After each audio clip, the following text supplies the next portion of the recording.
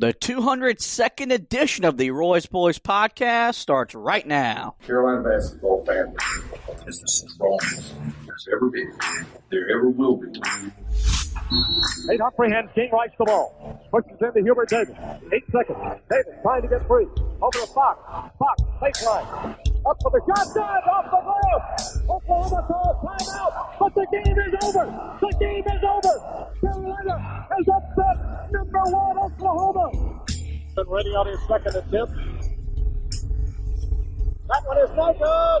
They battle for it. Loose ball. Recovered Marvin. He scores. With 20 seconds left to play. Goes back to Michael Jordan. Jumper from out on the left. Good! 63, 62, 13, 12, 11. Georgetown with one timeout. Brent Brown looking. Throw away to Worthy. 35. The Tar Heels are going to win the national championship. Carolina with foul. He takes the timeout.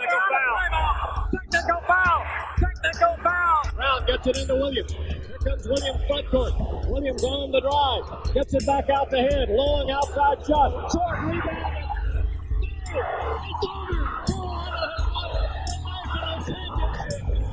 And how about the Tar Heels?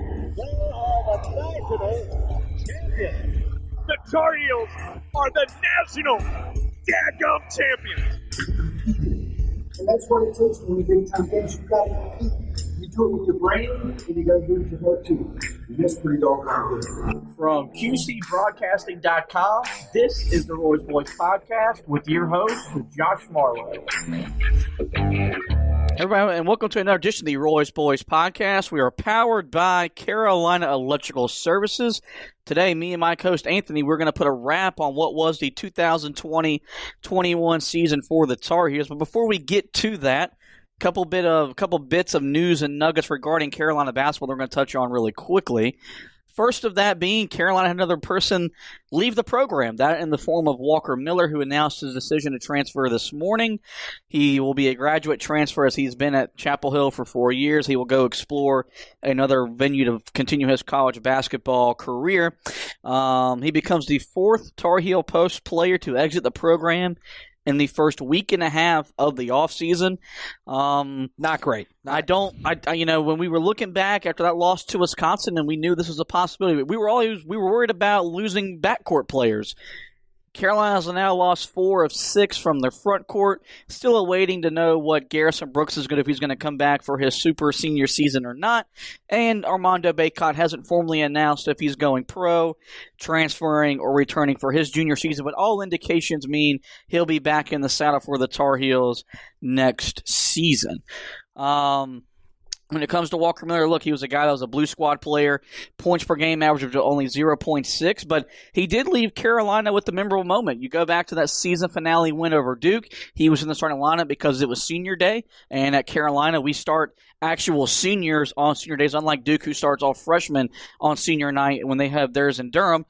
But he drew a charge early on in that ball game, and when in the post game, Roy Williams said he thought that set the tone for his team, seeing a guy out there in that moment taking a charge, and it fueled what was an eventual blowout of Duke. But the big thing I want to touch on here with this is that put an article up on the website, put it out there this morning for all you Tar Heel fans to read and react.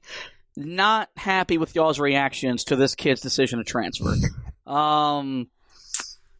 This is a guy that chose to be a walk-on at Carolina as giving up a scholarship to Ivy League colleges to be a part of Carolina basketball. He eventually earned a scholarship, but never really earned any playing time. He still thinks he has something to give the game before he walks off and does something else different with his life, whether it's in coaching or business or finance or whatever.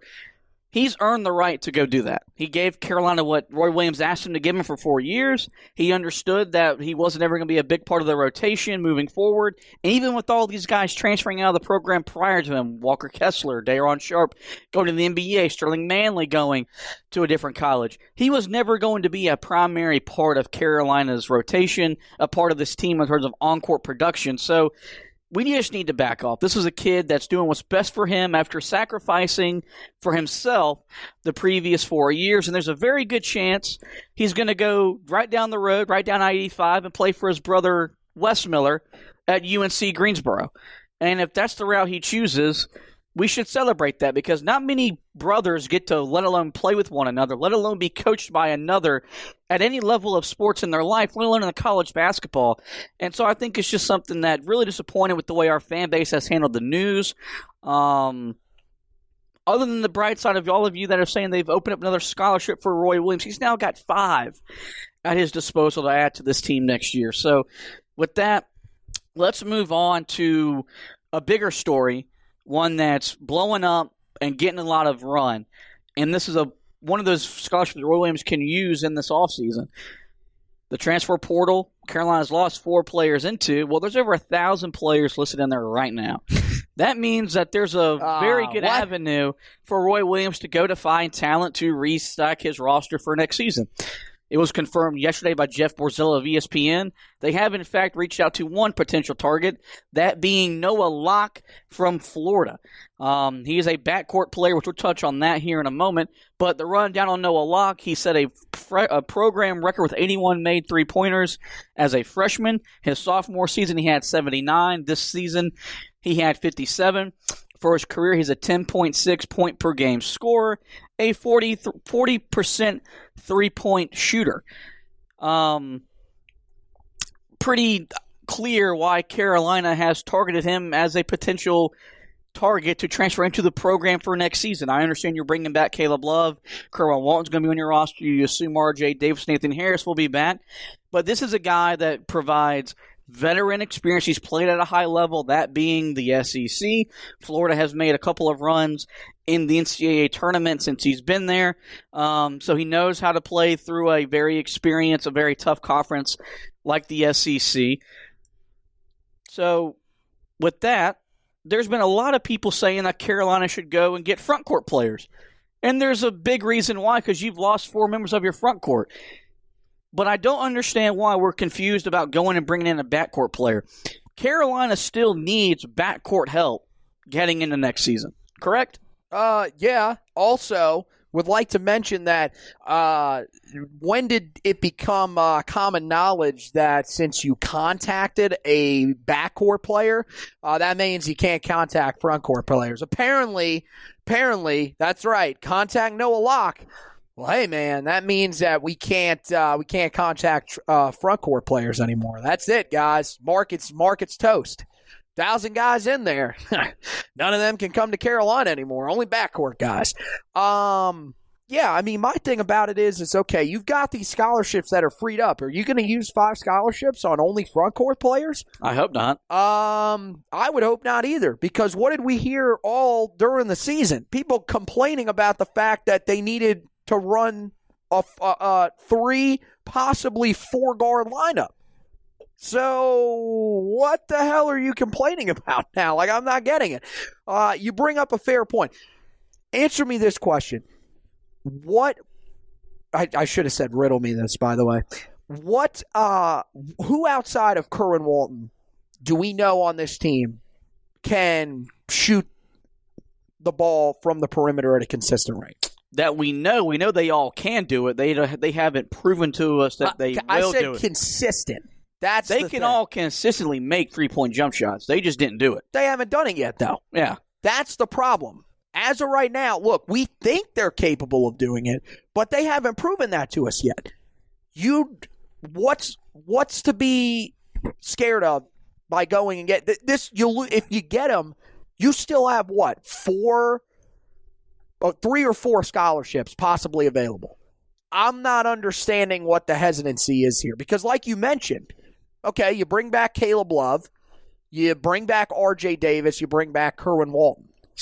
Well, I mean, okay, are you going to start all 3 of those guys? Probably not in the ideal system that you want to run, but there's a good chance maybe you do. Okay, so then you're starting all 3 of those guys. Where is your depth? There's no guarantee that Andrew Platek's coming back. Anthony Harris, let's be really honest here. We just don't know exactly what Anthony Harris is, because his first year he comes in, first action that we see of him for that short stretch before the knee injury, looks like a really good offensive player. Comes back this year after rehabbing from that knee injury, took his time like he should have, came back, wasn't great on the offensive end, showed some things on the defensive end. So we're trying to figure out what exactly Anthony Harris is. But I'm going to tell you, I don't see Anthony Harris being a dead-eye three-point shooter coming off the bench for you. Outside of that, who else you got in the backcourt? DeMarco Dunn coming in? Again, he's a freshman, unknown. Don't really know a whole lot about him. So he's going to be a guy that probably is going to need to grow in the system. So why would you be against bringing in guard depth here? Right. You need to have guys in the backcourt that can help you. And the other thing is, remember the last time that they went into the transfer portal and got a guy that could shoot the three? How did that work out for him? Not too bad in Cam Johnson. Well, and I put this in my article. This feels like that move when they brought in Cam Johnson. I'm going to preface that by saying this. Roy Williams hasn't been against using the transfer portal. He brought in Christian Keeling and Justin Pierce. I bet if he could go back and do that all over again, he would have only brought those guys in if they had at least 2 years to play in the system, because that step up from mid-major college basketball to the ACC proved to be too hard to adjust in just one season. Noah Locke's played in the SEC. He's playing at Florida, so he's played against Kentucky. He's played against Tennessee, Auburn, teams that have all made significant runs in the NCAA tournament while he's been a part of the college game. And he's produced in that conference. What class is he in? He's a junior. Okay, so you're telling me that we can get a experienced guard, or an experienced guard, I should say. Correct grammar. And a guy that can shoot the three. And there are people that are saying, we don't want that. After literally just complaining during the end of the season, ACC tournament, NCAA tournament, that we don't have a lot of experience and don't have guys that can shoot the ball. What in the hell is wrong with these people? He cures a lot of what this team missed this past season. I don't get it, man.